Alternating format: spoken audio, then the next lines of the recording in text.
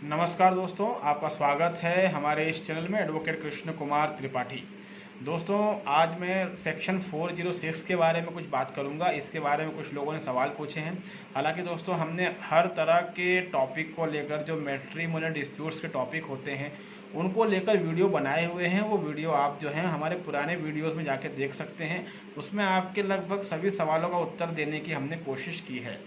दोस्तों, सेक्शन 406 की अगर बात करें तो सेक्शन 406 जो है, इसको आम भाषा में अमानत में खयानत कहा जाता है।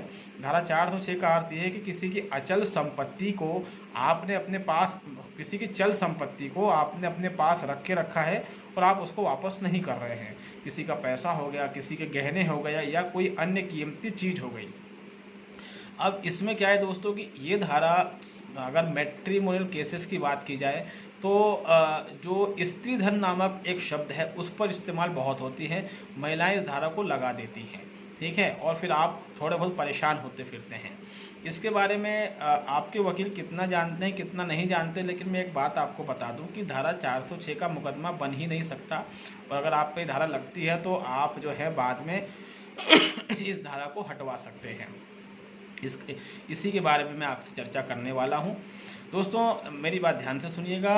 जो हमारा डाउरी प्रोहिबिशन एक्ट बना हुआ है, दहेज प्रतिषेध अधिनियम, तो दोस्तों जब भी कोई एक्ट बनता है तो उस एक्ट से संबंधित नियम भी बनता है, उसको रूल कहते हैं। तो हर एक्ट की एक रूल बुक भी आती है, ठीक है। जनरली हम जब कोई बेयर एक्ट खरीदते हैं किसी कानून का, तो उस कानून के बेयर एक्ट के साथ उसकी रूल बुक भी उसमें दी हुई रहती है।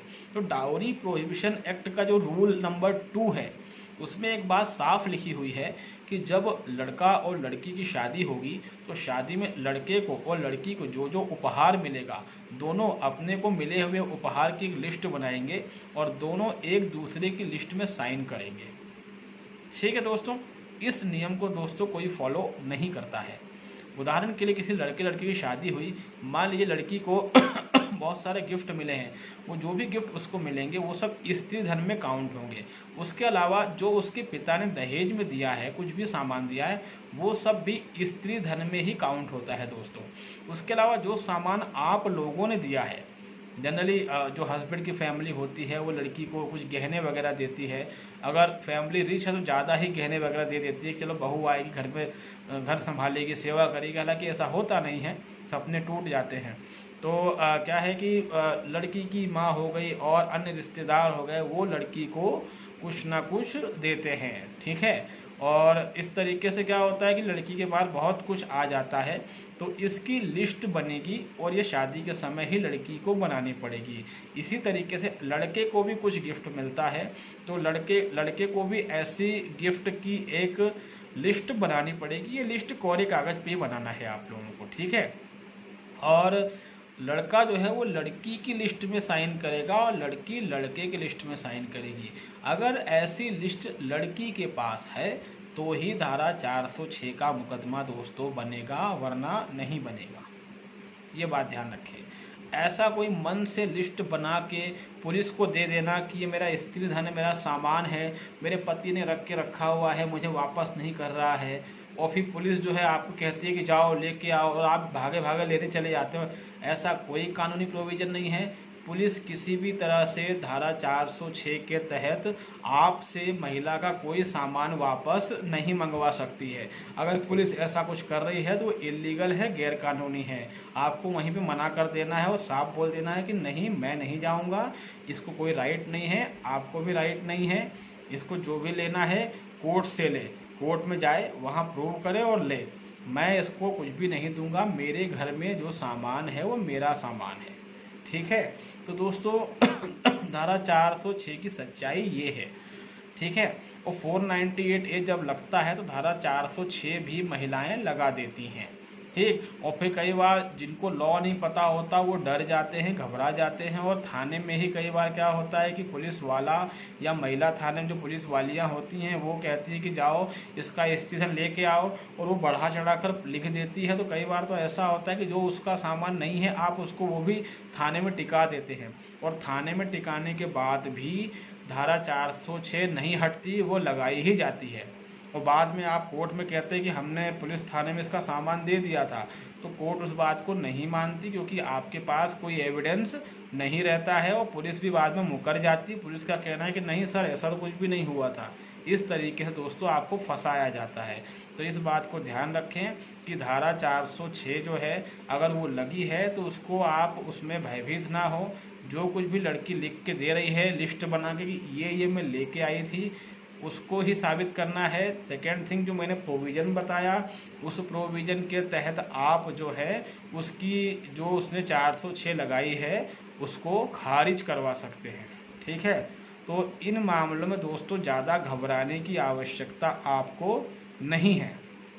क्योंकि क्या होता है कि लोग इन मामलों में घबरा जाते हैं और कई ऐसे केसेस हमने देखे हैं फ्रेंड्स, जहां पर कि लड़के को महिला थाने बुला लिया जाता है और लड़की एक लिस्ट सौंप देती है और पुलिस कहती है कि जाओ इसका ये सामान लेकर आओ। तो आप जो है घर पहुंच जाते हैं और उसमें कई चीज़ें ऐसी लिखी रहती है जो उसका सामान होता ही नहीं है और आप उसको दे देते हो। पहली बात है कि भले उसका कुछ भी सामान मेरे घर पर रखा हो, पुलिस को अधिकार नहीं है। ठीक है, ये अधिकार कोर्ट का है। पुलिस कौन होती है इस तरह सामान मंगाने वाली? अगर पुलिस का यही काम है तो इतने लोग बैंक का पैसा खाकर बैठे हैं, पुलिस वहाँ क्यों नहीं जाती, उनसे वसूल क्यों नहीं कर लेती? तो दोस्तों पुलिस को ये कोई अधिकार नहीं बनता है। ठीक है, मेरी बात मेरे ख्याल से आप लोगों को समझ में आ गई होगी। तो धारा 406 का दोस्तों यही खेल होता है। और स्त्री धन में अगर कुछ बढ़ा चढ़ा के लिखती है तो फिर उसमें जो है आप अपनी तरफ से अपने वकील के माध्यम से जांच करवा सकते हैं। दूसरी बात ये कि जब चार्जशीट बन जाती है तो चार्जशीट में एक चीज़ आपने नोटिस करी होगी कि उसमें स्त्री धन के नाम पर गहनों की लंबी लिस्ट रहती है और उसमें कई रसीदें लगी रहती हैं अलग अलग ज्वेलर्स की। ठीक है, रसीद लगी रहती है अलग अलग ज्वेलर्स की कि मैंने यहाँ से गहना खरीदा था। अब मालूम पड़ता है कि आपकी शादी जिस साल हुई उसके 4 या 5 साल पहले, 10 साल पहले जो है आपकी वाइफ ने गहने खरीदे थे। मतलब आपकी वाइफ की माँ ने और या उसके फादर ने, और आपकी वाइफ का कहना है कि मैं ये गहने लेकर आई थी। तो जिन जिन ज्वेलर की रसीदें दोस्तों हैं उन ज्वेलर्स को नोटिस जारी कीजिए पहले अपने वकील के माध्यम से कि तुमने ये इसको रसीद बना के दी है, तुम कोर्ट में पेश हो और उसको समन जारी करवाइए। इससे ये होगा कि मामला बहुत बिगड़ जाएगा और आपकी वाइफ पर और दबाव पड़ेगा क्योंकि अक्सर ये होता है कि कई बार ज्वेलर्स जो होते हैं वो पक्की रसीद नहीं देते। तो जब वो ज्वेलर को कोर्ट का नोटिस मिलेगा तो वो घबरा जाएगा, वो भागा भाग कोर्ट आएगा। वो हो सकता है वो भी आपसे समझौता करने की बात करे। उसने पक्की रसीद नहीं दी है तो मतलब उसका जीएसटी नंबर वगैरह उसमें कुछ भी नहीं है, मतलब उसकी विजिलेंस में, इनकम टैक्स में, जीएसटी डिपार्टमेंट में उसकी शिकायत हो सकती है। ठीक है, तो कहीं ना कहीं इससे क्या बहुत बड़ा हड़कंप मचेगा और पूरा दबाव जो है आपकी पत्नी और उसके परिवार के ऊपर आएगा। मुझे नहीं लगता कि कभी किसी ने इस तरह का कुछ ट्राई किया होगा, क्योंकि वाइफ ऐसे काम करती हैं, वो कई ज्वेलरी की लिस्ट लगा देती हैं, कई रसीदें रिसिप्ट लगा देती है, रसीद लगा देती हैं और कहती, और फिर उसको बाद में एग्जिबिट करवाया जाता है एविडेंस में, पक्की रसीद लगा देती है वो। और वो रसीद सिर्फ दिखने में पक्की होती है, कई बार उसमें जीएसटी नंबर नहीं रहता, रसीद का नंबर नहीं रहता, उसमें कोई सील नहीं रहती उसमें। तो उसमें सील हो या ना हो हमें मतलब नहीं, रसीद पक्की है अच्छी बात है, कच्ची है कोई दिक्कत नहीं। आप इन सब को समन जारी करवाइए, इनका क्रॉस एग्जामिनेशन करवाइए। जब इस तरह से लोग फंसेंगे तो और जागरूकता फैलेगी, साथ में इसका पूरा इफेक्ट नेगेटिवली आपकी वाइफ पर पड़ेगा। क्योंकि कोई थोड़ी चाहेगा कि किसी के केस में मैं जाऊँ गवाह बनकर बयान देने के लिए। वो तो बोल देगा कि सर हमारी रसीद ही नहीं, कुछ भी ऐसा करेगा। इससे क्या होगा, आपकी वाइफ के ऊपर और दबाव बनेगा। साथ में जो मैंने नियम बताया डाउरी प्रोहिबिशन एक्ट रूल 2 का, उसको भी ध्यान रखें दोस्तों। तो इस तरीके से क्या है कि धारा 406 को उड़ाया जा सकता है, या तो स्टार्टिंग स्टेज में उड़ा दीजिए या फिर चलने दीजिए, क्रॉस एग्जामिनेशन के टाइम पर उसको उड़ा सकते हैं, कोई दिक्कत नहीं है, उसको गलत साबित कर सकते हैं। और इसके साथ अगर आप उसको स्टार्टिंग में ही मतलब वो कर देते हैं तो बाद के लिए फिर इसमें क्या है कि आपको बाद का टेंशन नहीं रहेगा। या फिर जो मैंने बताया कि ज्वेलर्स वगैरह को नोटिस जारी कीजिए, वो भी आप कर सकते हैं। लेकिन पुलिस के कहने पर अपने घर पर जाकर सामान लेकर आना, वाइफ को देना, ये काम मत कीजिए। कई बार ऐसे केसेस देखे गए हैं कि वाइफ ने कुछ ज्वेलरी के छोटे मोटे आइटम लिखवा दिए जो वो लेकर ही नहीं आई थी, तो जो व्यक्ति है वो अपनी बहन के या माँ के उठा के ले आया, वाइफ को दे दिया थाने में। बोला सर मैं बहुत घबराया हुआ था, पुलिस मेरे को अंदर करने की बात कर रही थी तो मैंने दे दिया। अरे भाई जब वो उसका है ही नहीं तो क्यों दे रहे हो उसको। 498 मामले में पुलिस दोस्तों किसी को गिरफ्तार नहीं कर सकती है। 406 के मामले में भी पुलिस कभी किसी को गिरफ्तार नहीं कर सकती है, आपको जेल में नहीं रख सकती है। इस बात को दोस्तों ध्यान रखें। 2013 के बाद से इस तरह के मामलों में गिरफ्तारी पर रोक है और सख्त रोक है, सुप्रीम कोर्ट के जजमेंट्स हैं। और अगर कोई इसका पालन नहीं कर रहा है तो उसके खिलाफ सुप्रीम कोर्ट ने कार्यवाही करने का भी को कहा है। जजमेंट में साफ लिखा क्योंकि ऐसे अधिकारी के खिलाफ कार्रवाई की जाए। तो मेरी बात मेरे ख्याल से आप लोगों को समझ में आ गई होगी। धारा 406 स्त्री धन के संबंध में गुमराह मत होइए। कोई दम वाली बात इस धारा में नहीं है।